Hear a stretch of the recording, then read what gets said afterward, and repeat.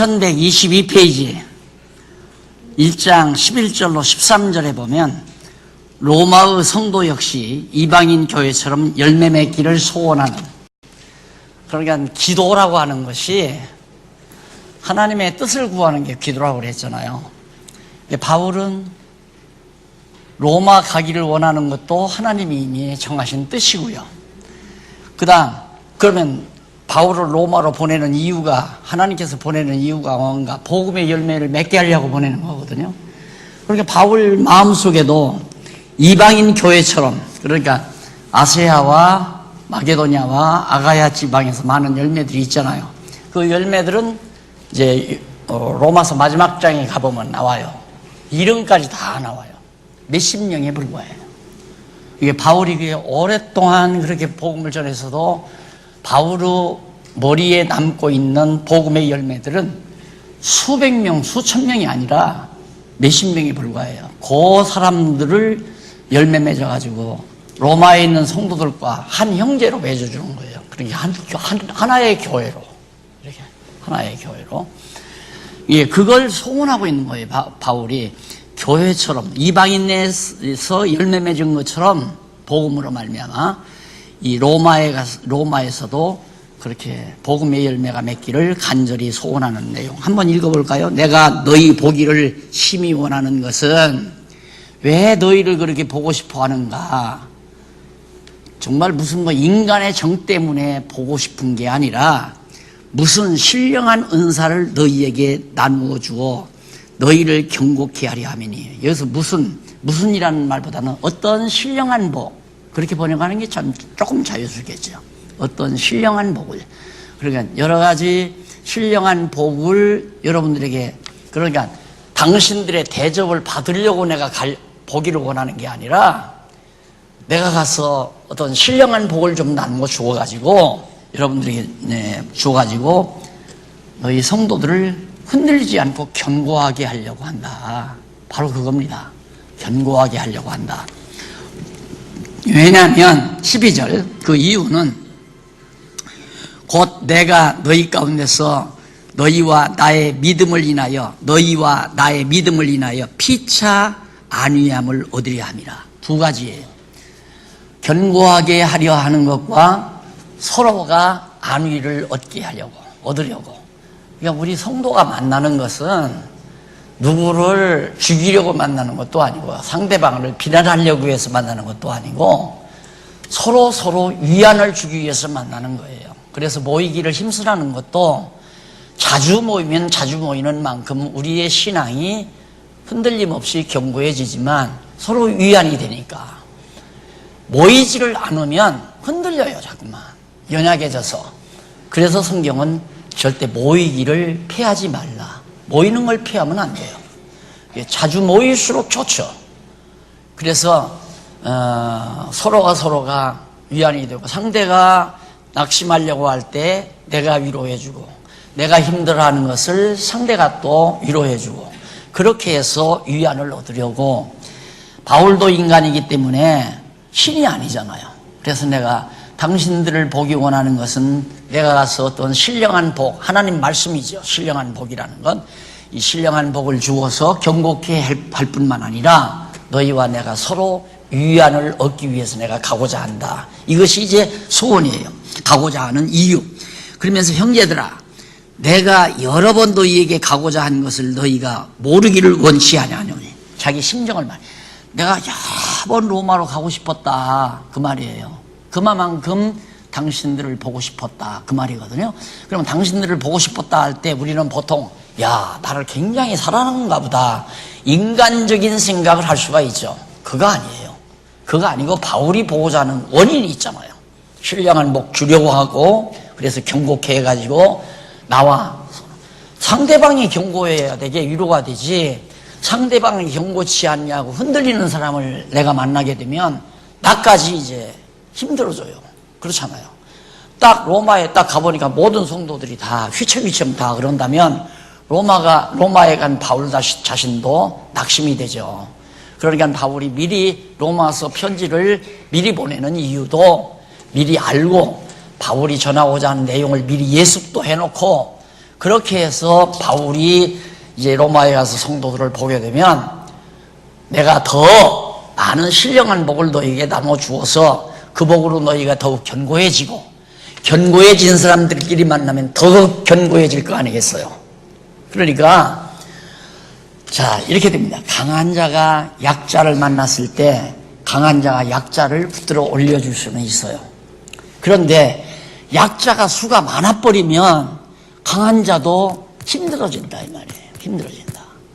그래서 바울이 내가 너희를 견고케 하려고 한다. 견고케 해서 우리가 서로 만나서 안위를 얻으려고 가고자 한다. 그러면서 여러 번 가기를 내가 희망했다. 그걸 몰라서는 안 된다. 얼마나 내가 너희 로마에 있는 성도들에게 신령한 복을 나눠주려고 간절한 소원을 가지고 있는가를 알아달라. 그 말이면서 왜 여러 번 가려고 하였는가? 너희 중에서도 다른 이방인 중에서와 같이 어떻게 열매를 맺게 하려 함이로되 지금까지 길이 막혔도다. 갈 수가 없었다. 길이 막혔어. 그러니까 고린도에서 하나님께서 고린도에 있을 때 고린도에서 떠나려고 그랬거든요. 고린도에서 이제 막 핍박이 오니까 고린도에서 도망치려고 했는데 밤에 주께서 나타나서 바울아 내가 너를 보호할 테니까 떠나지 말고 이 성에 고린도 성에 아직도 믿어야 될 사람이 상당 부분이 있다. 그래서 1년 반인가를 거기서 멈췄잖아요. 그러니까 로마로 가는 길이 자꾸 연기가 되는 거죠. 여러 번 막혔다. 그래서 지금 나중에도 보면 또 막히잖아요. 예루살렘에 가니까 자꾸 감옥 이렇게 하는데 사실은 그게 막힌 게 아니라 하나님께서는 로마로 가게 하시는 하나의 방법이라고 그랬어요. 그러니까 우리가 이 세상을 살 때 아까도 우리 장로님들 만나서 그러는데 말씀을 했는데 이 성경을 이렇게 깨닫고 나면요 예를 들어서 저걸 해야 되겠는데 어떤 장애가 되는 일이 생기잖아요. 그러면 사도행전을 공부한 사람 같으면 이것이 장애가 아니라 일이 되게 하시는 하나님의 섭니다. 어느 것이 맞아요? 여러분이 OS 시험 보라면 그게 맞다고 치죠. 그 시험 점수는 그렇게 맞았는데 실제 생활 속에서는 그렇게 안 되진다 이 말이에요. 그게 조금 다른 문제예요. 그래 시험을 그렇게 봤으면 맞다. 내가 지금 예를 들어서 여러분들이 선한 소원을 가지고 있어요. 선한 소원을 가지고 있는데 그게 자꾸 맥히는 거야. 안 되는 것 같아요. 근데 선한 소원은 안 되는 것 같은 것은 내가 판단 잘못이에요. 다 형통하리로다. 시편에 약속했잖아요. 악인의 길은 망하리로다. 의인의 길은 형통하고 악인의 길은 망하리로다. 그러니까 우리 하나님의 백성들이 가지고 있는 소원은 잘 이루어져 가요. 안 되는 것 같아도 그게 잘 되져가는 과정이란 말입니다. 그런 것들이 믿어져야 참고 기다리는 인내심이 생기잖아요. 그게 안 믿어지면 자살해버리거나 낙심하거나 절망하거나 둘을 먹거나 이렇게 되져버리고 마는 거죠. 그래서 바울이 지금 여러 번 길이 막혀서 못 갔다 그러면서 이제 자기의 뜻을 밝혀주고 나서 마지막 소원 또 하나가 나오는데 14절로 15절을 보면 모두에게 빚져서 로마 성도에게 복음 전하기를 내가 간절히 소원한다.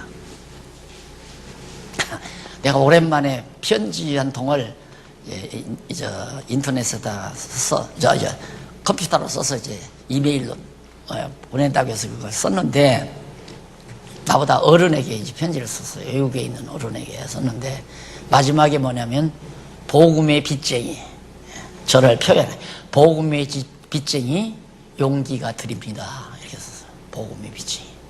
저는 항상 그 생각을 하죠. 나는 모든 영혼들에게 빚진 놈이다. 왜? 엄청난 영의 양식을 나에게 하나님께서 몽땅 갖다 줬는데 나 혼자 먹고 배불리 잘 살고 영화 누리고 영광받고 대접받고 성공하고 살라고 준 건 아니잖아요. 예? 그거 그렇게 알고 살았으면 난 벌써 갔어요. 하나님이 나를 안 살려놓죠. 빚쟁이라고 늘 내가 생각하고 사니까 나는 누가 갚으라고 해서 갚는 게 아니라 죽는 날까지 빚 갚고 산다 준다. 요즘도 그러잖아요. 나는 누가 일하라고 해서 하고 하지 말라고 해서 안 하고 그런 사람은 아니다. 나는 하나님 앞에 사명을 받아가지고, 막 이제는 엄청나게 하나님께서 나에게 그냥 엄청난 빚을 줬으니까 이 빚을 다 갚아야 하잖아요. 하나님이 나에게 준 것은 배고픈 자들에게 다 나눠주라고 준 거지. 너 혼자 그것 가지고 이름 내고 영화 누리고 성공하고 그러라고 준 건 아니잖아요. 그러니까 빚쟁이일 수밖에 없죠. 그러니까 전하지 말라고 해도 나는 전할 수밖에 없어요. 주지 말라고 해도 줄 수밖에 없고. 그래서 표준이 거저 받았으니 거저 준다. 참 여러 가지 여건으로 봐서 학교 하나 하면 딱 좋지요. 학교 하나 하면 지금 어려움 겪는 목사님들 다 그래도 강사를 수백만 원씩 한 달에 수백만 원씩 딱딱 해드리면서 나도 좀 돈 좀 쓰고 장로님들 푹푹 식사도 대접해드리고 사드리고 얼마나 좋겠어요. 근데 전혀 그 생각이 안 드는 거예요. 그런 생각은 전혀 안 들어요. 전혀 안 들고 거저 받았으니 내가 거저 준다. 이제 이 거저 받았으니 거저 주는 일에 공감을 해서 나도 함께 거저 주겠다. 그걸 합력이라고 그래요. 합력. 이게 나를 위해서 하는 것이 아니라 거저 주는 일에 나도 힘을 모으겠다. 그게 후원이란 말입니다. 나를 위해서 후원하는 게 아니에요. 그러니까 운영위원회에 들어와서 운영회비 내고는 나는 박 목사 위해서 운영회비 내. 착각하지 말아요. 내기 싫으면 내지 말라고 하잖아요. 그거 섭섭하죠. 이렇게 얘기하면 아이고 고맙습니다. 아이고 운영회비 내줘서 참 집사님 고맙네요. 권사님도 참 고맙고요. 요즘 보니까 운영회비 꼬박꼬박 내주대요. 그 운영회비 때문에 제가 연구비 받아 잘 먹고 잘 삽니다. 그런 생각 조금도 안 해요. 그래서 섭섭하다고 그러는 거예요. 그래서 섭섭하다. 나한테 후하게 뭔가 해주고는 나한테 섭섭하다 이거예요. 왜? 거기에 대한 대가를 안 해주니까. 하지 말라는 거예요. 나한테 왜 하느냐 이거예요. 하나님 앞에서 해야지. 누가 엊그저께도 그래요. 목사님, 우리처럼 목사님 사랑하는 사람이 어디 있습니까? 그리고 그것도 남자 장로님이 그런 얘기를 해요. 장로님, 나 사랑하지 말고 교회 사랑해. 진리 사랑하고. 이게 진심이에요. 지금 냉정하죠? 냉정한 게 아니라 진리예요, 여러분.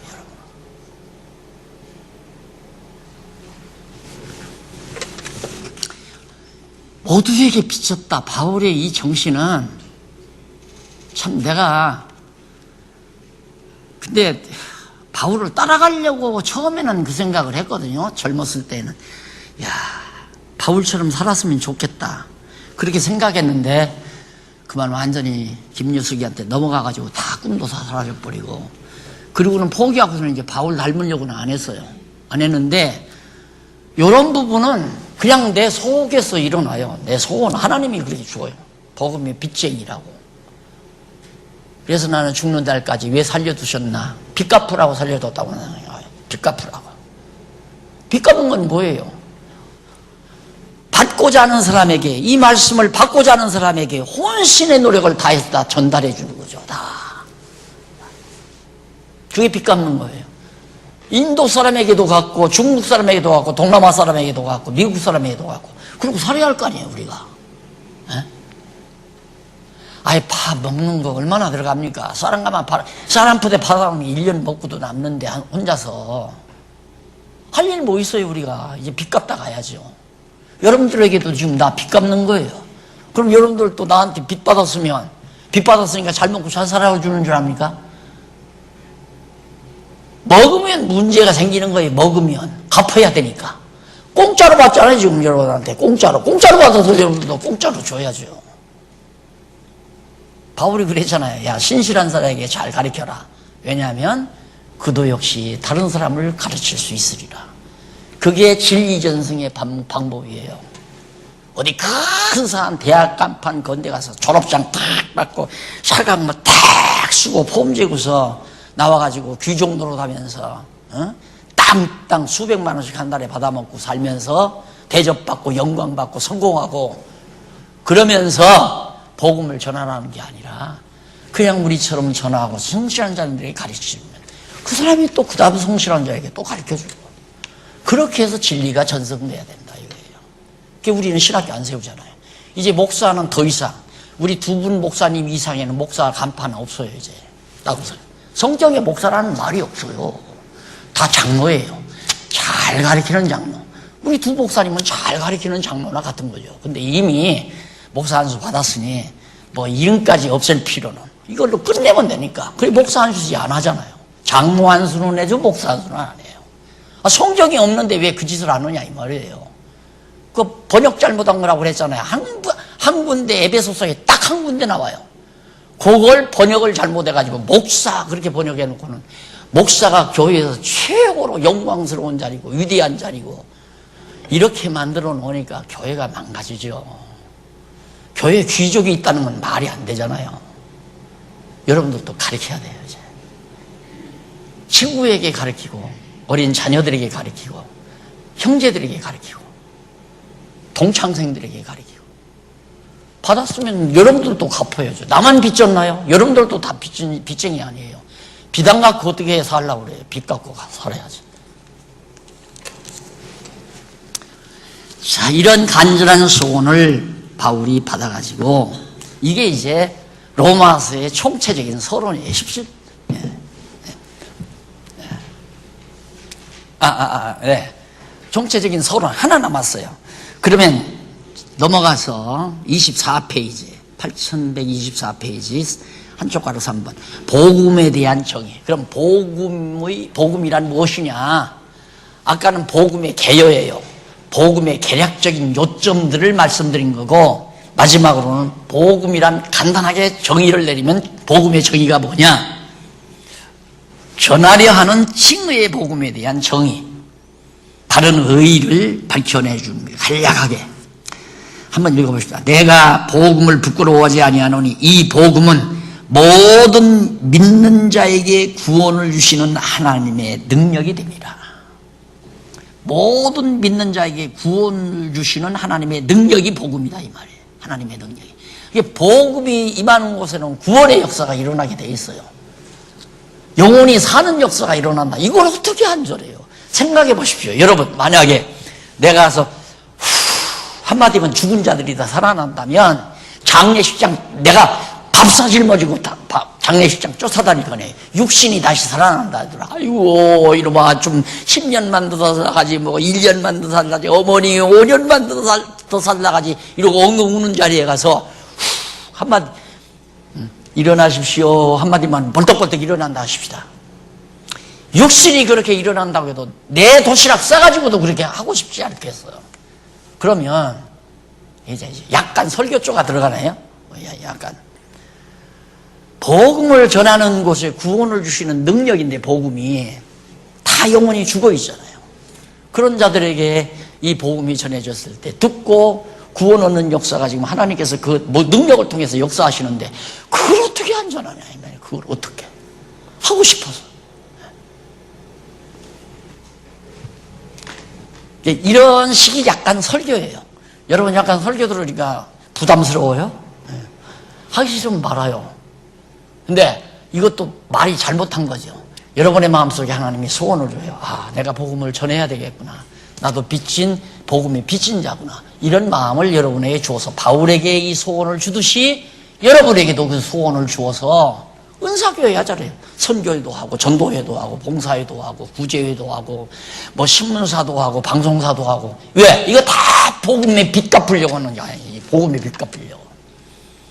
우리 예배당에 이 건물의 빚도 있지만은 그거 급한 게 아니에요. 그건 갚아줘요. 그건 우리가 정말 마음 모으고 뜻 모아서 하면 그건 지금이라도 당장 사실 우리 다 호주머니 열면 그냥 당장 갚지요. 안 여니까 그러지. 근데 그게 급한 게 아니라 복음의 빚 갚는 게 문제예요. 복음의 빚. 그것도 하나님이 여러분의 마음을 움직여서 바울의 마음에 움직여서 그렇게 하는 거 아니에요. 자, 그래가지고 첫째는 누구에게 구원을 주냐? 유대인에게도. 또한 둘째예요. 또한이라는 말은 둘째예요. 둘째란 말이에요.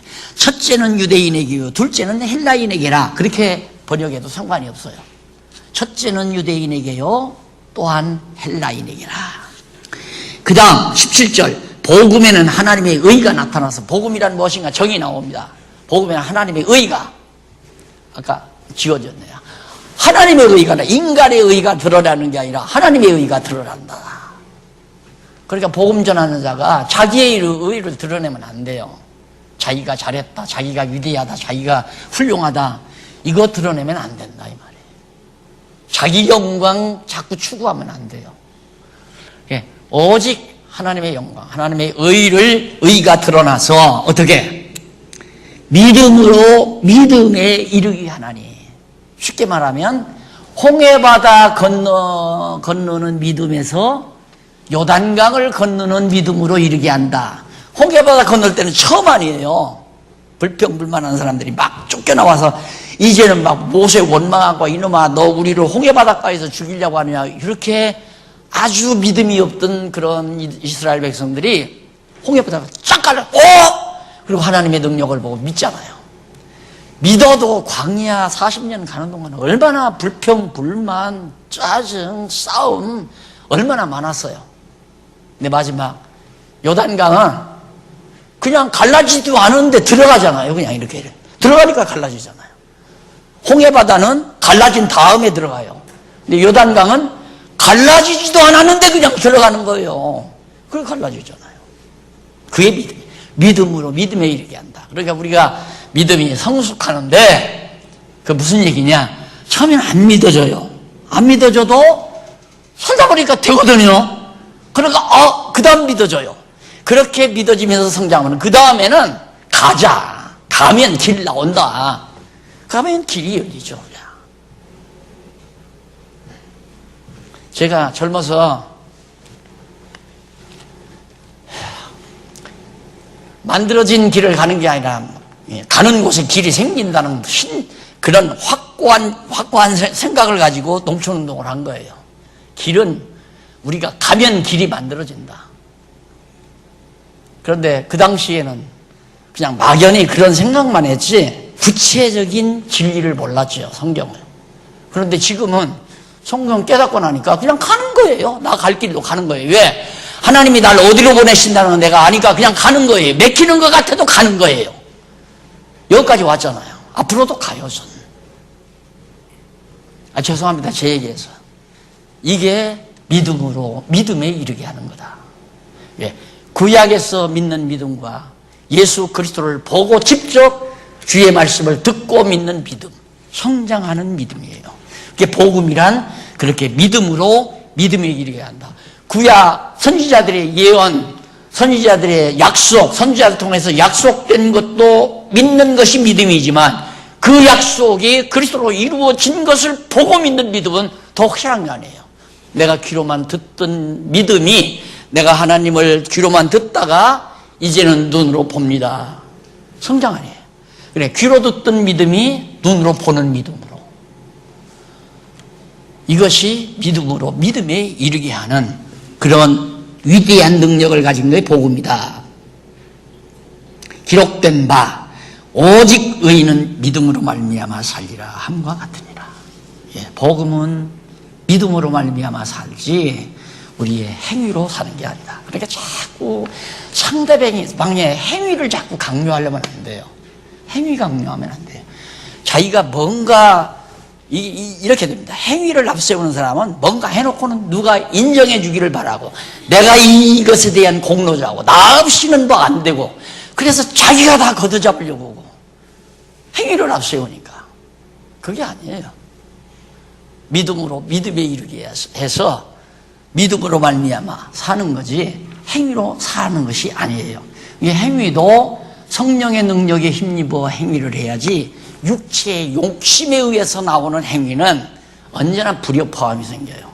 성령의 능력에서 나오는 행위는 형통한 거지만은 육체의 욕심에서 나오는 행위는 불협화음이 생기고 싸움이 벌어지고 분쟁이 일어나고. 자, 이렇게 해서 복음에 대한 서론 다 마쳤죠?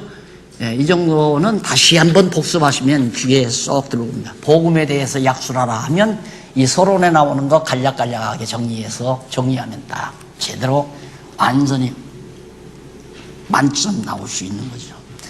그 다음 한 가로 없는 1번, 이건 서론이니까 별표로 처리하고요. 1번 가로 없는 1번, 이게 뭐냐면 타락한 인간의 불의. 아이고.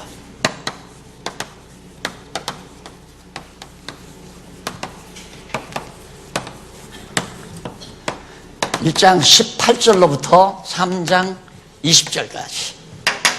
자, 여기서 전에 처음 나온 그 개론책에 보면 인간의 불의라고 나와 있어요. 인간의 불의. 그런데 제가 형용사 하나, 타락한, 이걸 붙여드렸어요. 그게 더 명쾌하죠. 타락한 인간의 불의예요. 어디서 어디까지가? 3장 20절까지가. 그러니까 타락한 인간의 불의를 얘기했는데 이걸 보면 내가 절망을 하는 거죠. 그렇잖아요. 이야, 어떻게 나에 대한 얘기가 그렇게 똑같이 나오냐. 지옥과 같구나. 거기 보니까 이것으로는 의롭다함을 못 얻는다 다 나와요. 그러니까 이게 구조적으로 성경을 보지 아니하면 그냥 함정에 빠진다니까. 그럼 이제 읽어가면서 우리가 정리해보면 아주 쉽게 납득이 가죠. 거기 근거 자료는, 근거 내용은 그 밑에 부분에, 밑에 문단, 제일 밑에 문단, 밑에서부터 8째 줄, 27페이지. 일찍이 여호와 하나님께서는 다윗과 솔로몬으로 의인은 하나도 없으며 선을 행하는 자도 없다. 전도서에도 나오고 시편에도 나오고 선언하도록 그렇게 섭리하셨어요. 뿐만 아니라 예수님이 베드로에게 사람의 마음에서 나오는 것은 악한 생각을 비롯해 온갖 불의한 것들이 사람을 더럽게 한다는 것을 예수님도 말씀했지요. 이게 마태복음 15장이에요. 이러한 섭리를 통해서 언약하신 말씀을 이루시려고 바로 1장 18절로부터 3장 20절 내용을 바울을 통해서 우리에게 전해준 것이다. 그럼 먼저 한쪽 가로 1번, 인간의 불의한 본성 상태. 타락한 인간이죠. 인간의 불의한 본성 상태. 이게 1장 18절로부터 그 이하 20절까지, 아니 32절까지. 그 인간의 불의한 본성, 인간의 본성이 어떻게 생겼느냐. 그 본성 상태가 첫째는 신지식이 가능케 창조됐다.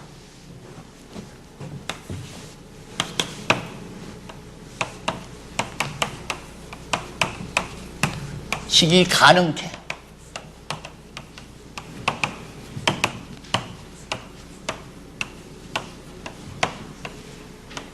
이게 이제 첫째가. 두 번째는 조금 넘어가서 생각과 마음이 어두워짐.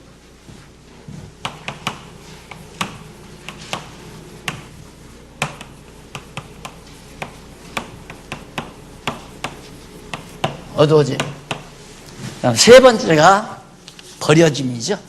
세 번째는 생각과 마음이 어두워. 세 번째는 버려져 불의하게 행동함.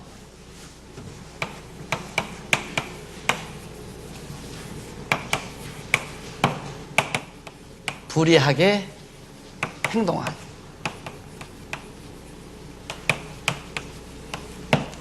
이 성경 구절은 여러분들이 알았어. 저걸 제가 일일이 써드리는 이유는 강론집에는 여기저기 떨어져 있잖아요. 한눈에 쫙 안 들어오잖아요. 한번 이것을 한눈에 딱 보면서 이 제목과 딱 비교하면 돼요. 그러라고 이거 쓰는 거거든요.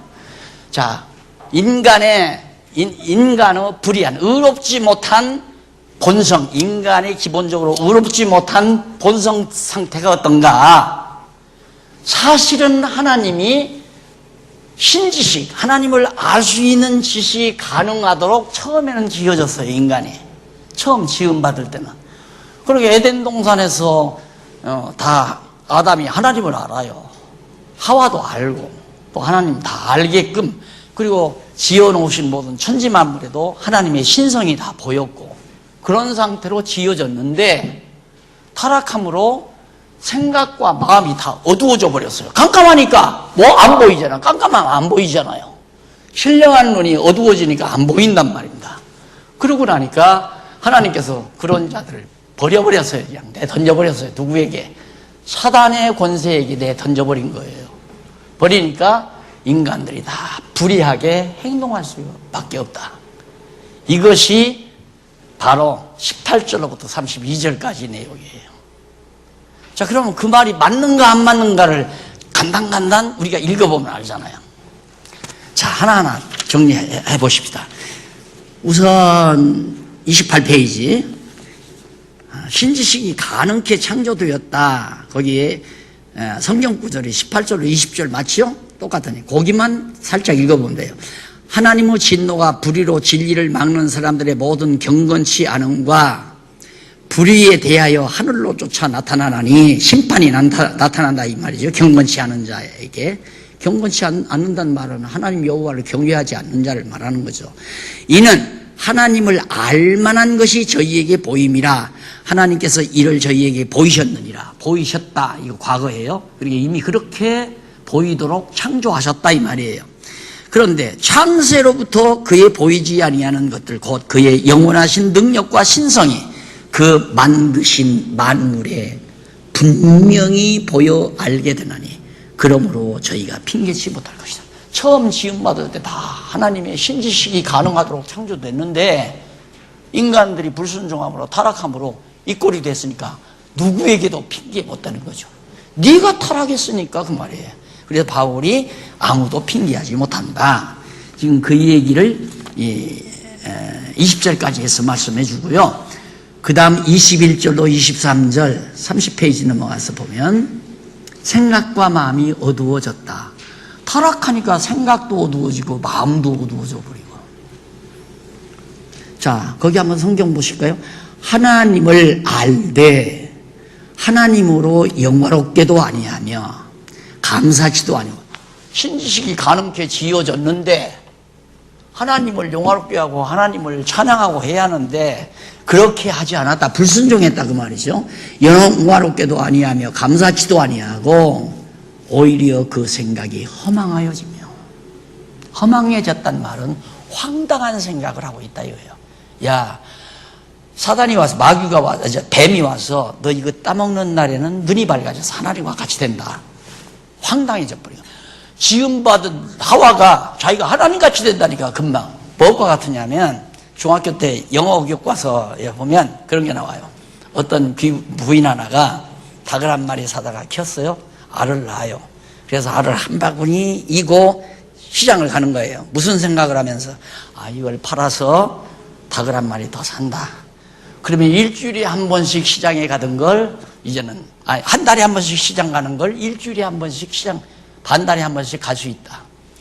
그럼 반달에 한 번씩 가면은 돈이 더 빨리 죽으니까 그 다음 닭이 3마리가 되고 5마리가 되고 10마리가 되고 야, 그 다음에는 젖소를 사고 그러면 젖소가 1마리가 2마리가 되고 3마리가 되고 나는 젖소 농장의 큰 귀부인으로 활동해. 그러면서 아주 그냥 귀부인 될 것처럼 딱 고개를 젖히는 순간 그냥 바구니에서 계란이 다 쓰러지잖아요. 하와가 그 짓이라 이 말이에요. 생각이 허망해져가지고 뭘 크게 성공하는 것 마냥 막 마음이 부풀러져가지고 높은 자리에 내가 떡 앉아야 되겠다 이런 생각하다가 보면 하나님이 뭐고 안 보여요. 왜 하나님 앞에서 사는 게 아니라 자기 성공을 위해서 애쓰게 되고 자기 영화를 위해서 애쓰게 되고. 제일 우리가 신앙생활하면서 겁난 게 뭐냐면 아까도 어느 자리에서 내가 그런 얘기했는데 내가 청년 때 내가 읽은 책 중에 하나가 누가 그리스도의 영광을 탈취하는가 이런 책을 제가 10대 후반에 봤어요. 10대 후반에 누가 그리스도의 영광을 탈취하는가. 그러니까 교회 안에서 모든 영광을 다 왜? 하나님의 정권 대사인 목사 딱 높은 자리에 앉아서 교회로부터 모든 영광을 자기가 다 차지하는 거예요. 그런 생각 때문에 늘 저는 고민이 많았죠. 그래서 젊은 후배들이 목사님 존경합니다 하면 제발 존경한다고 하지 말고 미담 욕이나 하지 마. 그러고 내가 존경받기 싫다 이 말이에요. 존경하려면 하나님을 경외하고 존경해라. 지금도 그 말 아니에요? 사랑하려면 하나님을 사랑하고 진리를 사랑해. 나를 왜 자꾸 사랑한다고 그래요? 내가 장가라도 안 갔으면 이쁜 여자가 사랑한다면 그건 좋지만 이미 장가 가서 다 늙었는데 이 날 자꾸 사랑한다면 어쩌자는 거예요? 말도 안 되는 얘기죠. 그게 내가 지금 가장 신경 쓰는 부분입니다. 내가 존경을 받는가? 내가 인간이 하나님 대행해서 존경받는가? 영화를 누리는가? 이제 이 막판이라도 좀 제대로 하나님의 사람답게 좀 살아보자. 빚쟁이로서. 그게 제 삶의 지금 목표예요. 빚쟁이로서. 복음의 빚쟁이로서 삶이.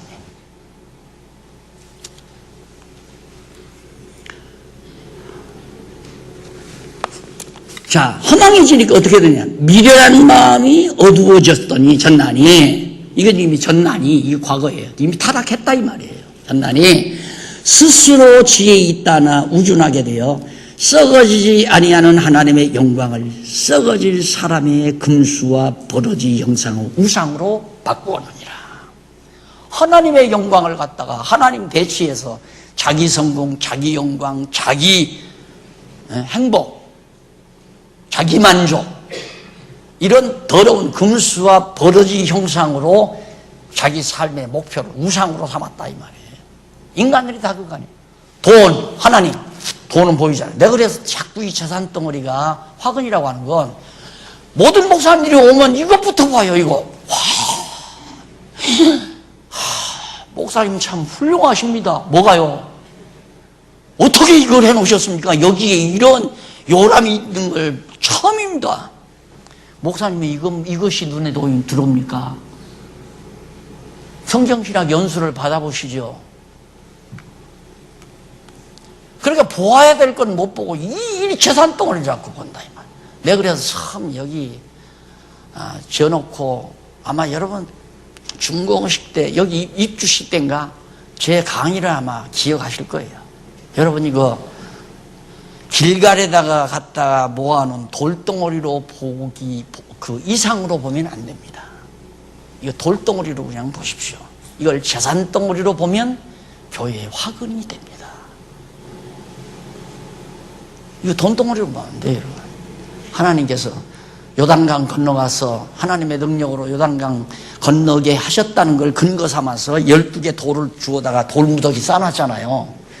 이 돌이 무슨 뜻이뇨 하고 묻거들랑 여호와 하나님께서 애굽에서 해방시켜서 가나안 땅 광야 40년 지나 요단강 갈라지게 해서 이곳에 와서 가나안 땅에 와서 살게 하신 하나님의 능력에 대한 표징이다. 역사 가리키라 이 말이죠. 이거 우리가 어떻게 이걸 이루었어요? 하늘에 뚝 떨어진 거라고 내가 그랬잖아요. 하늘에 뚝 떨어진 거라고. 세금 나왔다고 거기 가서도 그 얘기 했대요.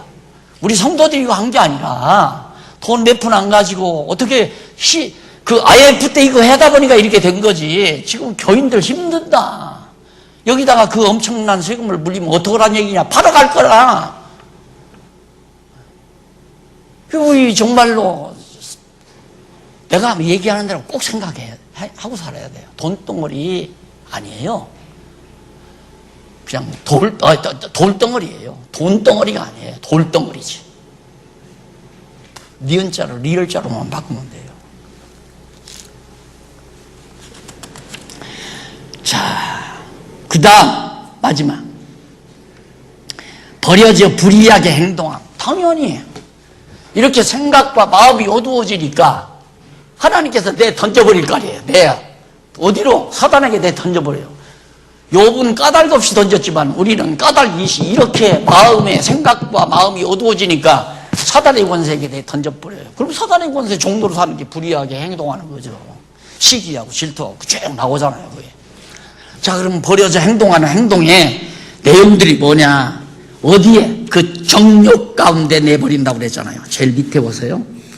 31페이지 밑에서 세 번째 줄 끝부분을 보면 그 정욕 가운데 히브리어 나오죠? 헬라어 보면 그 헬라어 정욕 가운데라는 헬라어가 무슨 뜻이냐면 정욕 가운데. 그게 정욕대로라는 말이 아니라 정욕 가운데 내버렸다. 그렇게 정욕대로 해요. 모든 사람들이 인간의 더러운 정욕대로 행동을 한다. 성령의 능력으로 행하는 게 아니라 정욕대로 행동하죠. 그 정욕이라는 건 사단의 도구니까.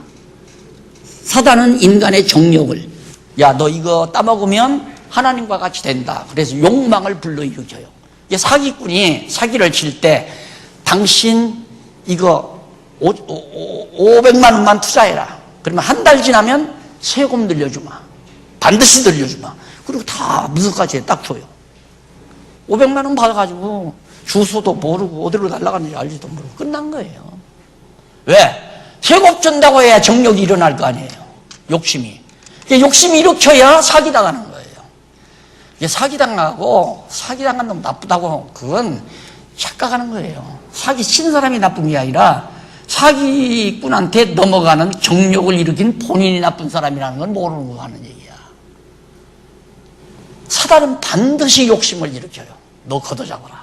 야, 너 여기서 이렇게 하면 네가 출세한다. 이렇게 해서 욕망을 불러일으켜서 악하게 행동하게 하는데, 자, 거기 보면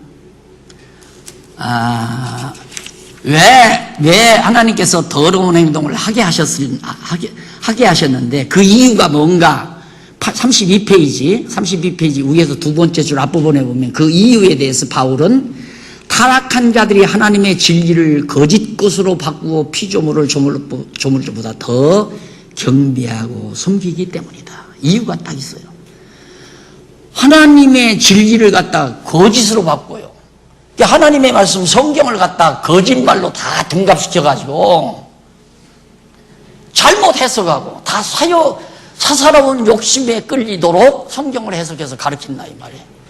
그러니까 인간에게서 다 욕심이 발동할 수밖에 없죠. 당신 이렇게 해봐라. 하나님께서 막 쏟아준다. 어떻게 했기 때문에 쏟아지는 게 아니라 하나님께서 예를 들어서 이제 나에게 예를 물질도 그렇습니다. 오늘 또 장로님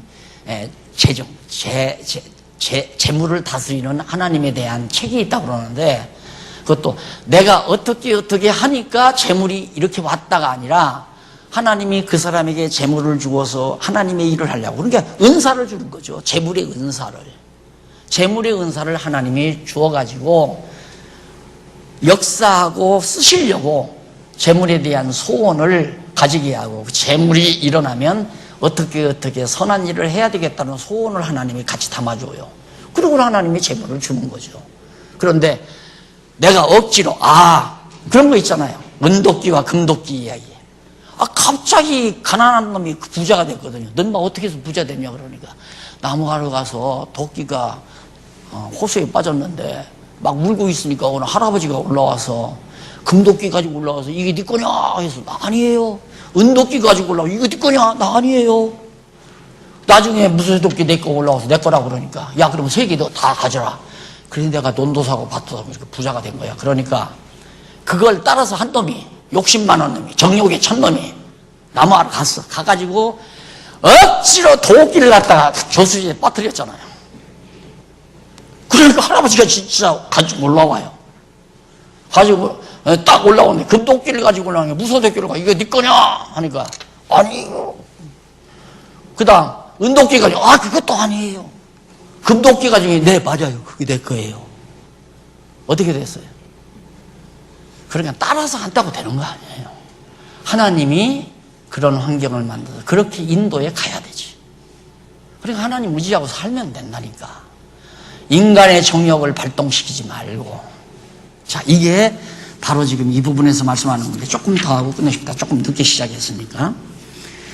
그 다음 보면 이쪽 32페이지에 보면 거기 마음에라는 말 줄 바꾼 데 밑에 줄 바꾼 데서 아래로 중간에 보면 마음에 그러니까 또한 저희가 마음에 하나님 두기를 싫어하며 근데 여기 마음에라는 말이 올바른 지식에 의하여 그런 뜻이에요. 올바른 지식에 의하여 잘못 번역을 그냥 아주 단순하게 의역을 해버린 거죠. 올바른 지식에 이게 하나님에 대한 올바른 지식에 의해 그 말이고 그 다음 하나님 두기를 그 말은 하나님을 지각하는 하나님을 지각하는 것을 그러니까 하나님을 아는 것을 배워서 아는 것을, 아는 감각을, 그 말이죠. 그리고 저희가 싫어함에 그 말이 어떤 뜻이냐면 그들이 가치 있게 여기지 아니함으로, 간단히 말하면 여호와 하나님을 아는 신지식을 가치 있게 여기지 않는다. 이게 하나님 아는 지식이 최고의 지식 아니에요. 여호와를 아는 것이 지식의 근본이고 여호와를 경외하는 것이 지혜의 근본이다. 이 여호와를 아는 지식이 그만큼 중요한데 이걸 무가치하게 생각한다 이 말이에요. 그 사람이 제일 불쌍한 사람이죠. 제일 불쌍한 사람. 그래서 그런 자들에게 하나님께서 어떻게 하느냐면, 그 번역을 바르게 하면 밑에서 제일 밑에 따라서 본문은, 제일 밑에 끝부분에 보면 따라서 본문은 어떻게 번역해야 되냐면, 또한 그들이 올바른 지식에 의하여 하나님을 지각하는 것을 가치 있게 여기지 아니하므로 가치 없는 지능대로 내어버려 두어서, 쓸데없이 안 배워도 될 거 억지로 그걸 배우고 뭐 지식 자랑하려고 자꾸 지식을 쌓고 이러도록 내버려 둔다고 말이에요. 그대로 다 내버려 둔다. 그게 버리는 거예요. 지능대로 내버려 두어 합당치 못한 일을 하게 하신다. 아는 대로 행동하니까 쓸데없는 것 배워가지고 그거 아는 대로 그대로 행동하게 하신다 이 하나님께서. 다시 말하면 타락한 자들은 하나님을 깨닫는 지식을 무가치하게 여김으로 정욕을 따라 살도록 내버려 두신다는 것이다. 그러면서 바울은 합당치 못한 행동을 하는 자에 대해서, 첫째, 모든 사람은 모든 불의, 추악, 탐욕, 악의가 가득한 자라고 그렇게 말하고, 이는 합당치 못한 행동을 할 수밖에 없는 사악한 본성을 가진 자라는 말입니다. 그리고 두 번째는 시기, 살인, 분쟁, 사기, 악독 가득한 자. 이는 합당치 못한 행동을 할 수밖에 없는 본질적으로 사악한 습성을 가진 자. 그리고 세 번째죠. 수군수군하는 자요, 비방하는 자요, 하나님의 미워하시는 자요, 능욕하는 자요, 교만한 자요, 자랑하는 자요, 악을 도모하는 자요, 부모를 거역하는 자요, 우매한 자요, 배약하는 자요, 무정한 자요, 무자비한 자라. 이게 바로 하나님을 아는 지식을 무가치하게 여기는 자에게서 나타나는 각종 현실이다. 진리는 수근수근 안 해요. 진리는 당당하게 얘기하죠. 밝은 데서 당당하게. 거짓말은 어두운 구석에서 속닥 수근수근. 그게 인간 본성이. 누구나가. 나도 만약에 누구를 함정에 빠뜨리려고 음모를 쓰려면, 아이고, 잠깐 이리 와 보시라고. 우리 사람들이 보나 둘러보고, 어디에 구석진 곳에, 이렇게 수근수근 할 수밖에 없잖아요. 그러니까 당당한 얘기 같으면, 만야정에 있는 데서 당당하게 얘기하는 거예요. 그런 것들이 우리 타락한 인간의 불의한 본성 상태에서 다 나오는 거다. 우리에게서 그게 나와요. 있어요. 아직도 본성은 있으니까. 근데 이것을 점점 정화하는 것이 하나님을 아는 지식을 귀하게 여기는, 가치 없이 여기는 게 아니라 여호와 하나님을 아는 지식을 가장 가치롭게 생각하는 그런 생각으로부터 점점 우리가 성장해 가야 된다. 오늘 진도를 한 장밖에는 못 나갔습니다. 서론도 있고 2시간 동안에 진도를 조금 재촉해야 되니까 다음 시간에 2장, 3장, 4장까지 예습을 해오시면 다음 시간에는 거의 4장까지 제가 강의를 해드리려고 생각을 합니다. 기도하십시다. 자비로우신 아버지 하나님, 오늘 저희를 불러주시고 로마서 앞부분에 대한 1장에 대한 내용을 함께 나누었습니다. 우리 모두가 다 복음의 빚진 자, 어떻게 하면 이 빚을 갚을 것인가가 우리의 간절한 소원이오니 하나님께서 길 열어주시고 그 빚을 갚을 수 있는 길을 주께서 인도해 줄 줄 믿고 소신을 다해서 하나님의 뜻에 따르라는 열망도 우리에게 허락해 주시옵소서. 시종을 주께 의지하고 예수님 이름으로 기도드립니다. 아멘.